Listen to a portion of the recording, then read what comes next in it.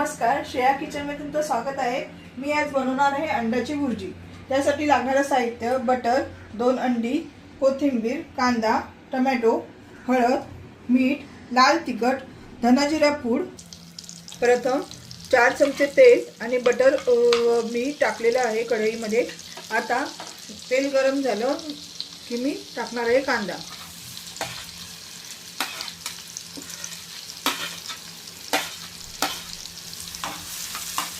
कांदा जरा गुलाबी रंगावर आला की मग आपण टाकणार आहोत टोमॅटो।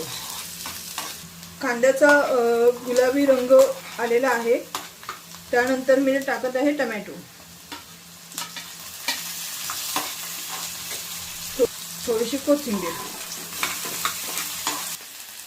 आता साहित्यामध्ये सांगितल्याप्रमाणे सर्व मसाले मी टाकून एकजीव करत आहे।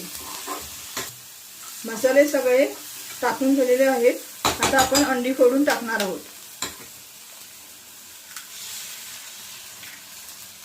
अशा प्रकारे आपली अंडा भुर्जी तयार झालेली आहे। अशा प्रकारे आपली अंडा भुर्जी तयार झालेली आहे। तुम्ही पण करा आणि मला प्रतिक्रिया द्या।